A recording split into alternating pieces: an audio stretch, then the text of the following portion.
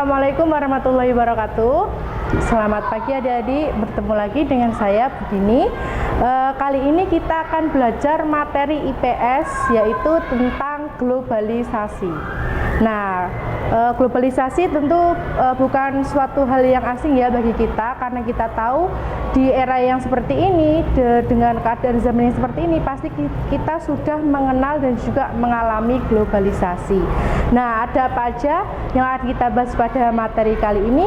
Langsung saja. Yang pertama tentang pengertian globalisasi. Nah, jadi globalisasi itu berasal dari kata globalization yang berarti global itu berarti dunia, dan lisation yaitu berarti proses.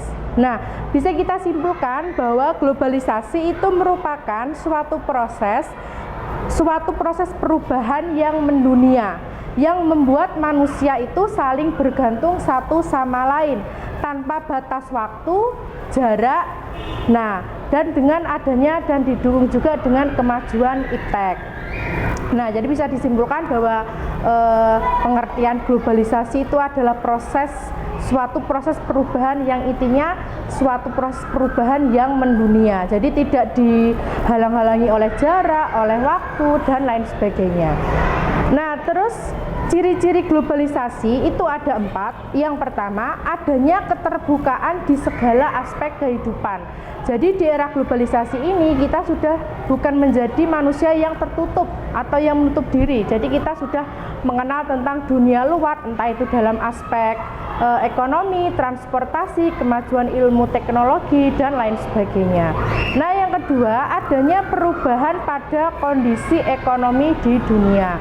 Jadi dengan adanya globalisasi ini, perekonomian di dunia itu sudah sangat mengalami kemajuan, karena dengan adanya globalisasi itu sudah menjadikan adanya perekonomian internasional atau pasar internasional. Nah, yang ketiga, adanya peningkatan hubungan kebudayaan di dunia. Jadi dengan adanya globalisasi ini, kita sudah bisa mengenal kebudayaan orang lain, kebudayaan negara luar. Begitu juga dengan negara luar itu juga sudah mengenal kebudayaan kita. Nah, melalui apa? Melalui media-media yang ada di internet, atau mungkin dengan adanya hubungan interaksi antar negara seperti itu. Dan yang terakhir adalah adanya konflik masalah lingkungan alam. Nah, jadi dengan adanya globalisasi ini juga sangat berdampak pada kondisi lingkungan alam kita. Nah, contohnya di era globalisasi ini yang berpengaruh dalam masalah lingkungan alam kita adalah efek rumah kaca misalnya. Nah, itu kan merupakan salah satu dampak dari adanya globalisasi seperti itu. Nah, sekarang faktor penyebab globalisasi itu juga ada 4. Yang pertama, ada perkembangan teknologi. Jadi ditandainya misalnya suatu daerah ditandai sudah mengalami perubahan globalisasi, itu adalah ketika suatu daerah tersebut sudah mengalami perkembangan teknologi. Yang kedua, mengalami perkembangan informasi. Yang ketiga, banyaknya kerjasama internasional. Yang keempat, kemudahan transportasi. Nah, jadi ketika suatu negara itu sudah mengalami globalisasi, negara tersebut sudah terbuka dengan kehidupan luar, sudah mengalami banyak kerjasama, sudah mengalami banyak kemudahan secara berkomunikasi, teknologi, informasi, serta juga secara transportasi. Karena kita tahu dulu sebelum adanya globalisasi itu kita mau interaksi itu saja susah. Terus kita misalnya mau bekerja sama dengan orang lain juga susah. Kita mau kemana-mana juga susah. Nah, dengan adanya globalisasi itu sudah merubah segala yang dulu sangat susah kita lakukan menjadi sangat mudah seperti itu. Nah, terus bentuk-bentuk globalisasi itu ada 5. Yang pertama, globalisasi di bidang budaya. Yang kedua, globalisasi di bidang komunikasi. Yang ketiga, globalisasi di bidang ekonomi. Yang keempat, globalisasi di bidang iptek atau ilmu pengetahuan dan teknologi. Dan yang terakhir adalah globalisasi di bidang transportasi. Nah, kita akan akan bahas yang pertama, itu adalah globalisasi di bidang budaya. Nah, kalian perhatikan di sini, gambar di sini. Di sini ada dua gambar yang menerangkan. Yang pertama, di gambar pertama ini ada gambar sepasang laki-laki dan perempuan itu masih mengenakan pakaian adat.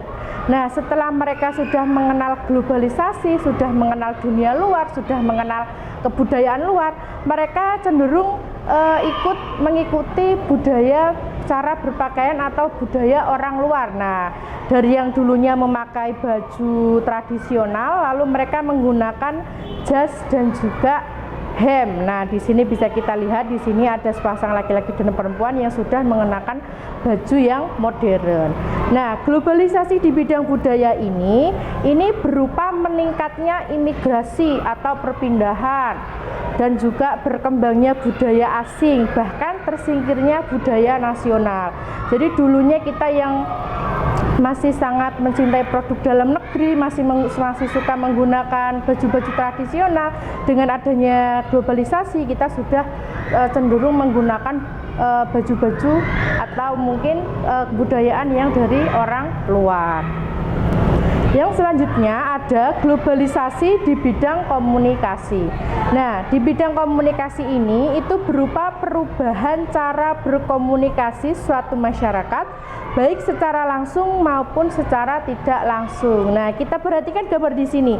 Ini merupakan salah satu contoh globalisasi di bidang komunikasi. Yang dulunya kita masih menggunakan kertas untuk menulis surat, terus hingga akhirnya sudah berubah menjadi telepon. Nah, telepon itu juga sudah berubah. Dulunya ada telepon rumah, terus ada telepon genggam, hingga sampai sekarang kita tahu ada banyak sekali alat komunikasi seperti HP-HP yang sudah sangat canggih. Yang selanjutnya adalah globalisasi di bidang ekonomi. Nah, ini di sini ada gambarnya di sini. Ini merupakan contoh globalisasi di bidang ekonomi. Jadi dengan adanya alat-alat transportasi ini memudahkan kita untuk melakukan perdagangan ekonomi. Nah, yang selanjutnya adalah globalisasi di bidang iptek atau ilmu pengetahuan dan teknologi. Nah, ini berupa perkembangan ilmu pengetahuan dan juga teknologi yang semakin maju dan semakin terbuka. Nah, bisa kita lihat di sini. Di sini ada yang dulu kita menggunakan informasi itu berupa hanya surat, terus berupa koran. Nah, itu sekarang kita sudah sudah mengenal ilmu pengetahuan dan teknologi, kita sudah mengenal internet. Nah, itu sangat memudahkan kita untuk berinteraksi, untuk kita menemukan suatu informasi.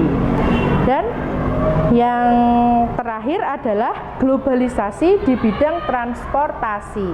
Nah, ini adalah kemajuan teknologi berupa transportasi yang semakin berkembang dan juga mudah. Kita lihat pada zaman dulu orang-orang masih menggunakan sepeda ontel. Nah, terus masih menggunakan delman, masih menggunakan kereta uap, masih menggunakan perahu kecil. Nah, dengan adanya globalisasi atau perubahan di bidang transportasi ini, manusia sudah mulai menggunakan alat-alat transportasi yang modern. Seperti contohnya di sini sudah ada kapal, ada pesawat terbang, ada juga mobil, ada juga sepeda motor dan lain sebagainya. Itu tadi materi tentang pengertian globalisasi, faktor-faktor globalisasi, ciri-ciri globalisasi, dan juga bentuk-bentuk globalisasi. Nah, di materi selanjutnya kita akan menjelaskan tentang materi tentang globalisasi, namun yaitu di pertemuan selanjutnya kita akan membahas tentang dampak adanya globalisasi. Ada dampak negatif, ada dampak positif. Nah, itu kita akan bahas pada pertemuan selanjutnya. Baik, semoga materi kali ini yang bisa saya sampaikan semoga bermanfaat. Sampai jumpa. Wassalamualaikum warahmatullahi wabarakatuh.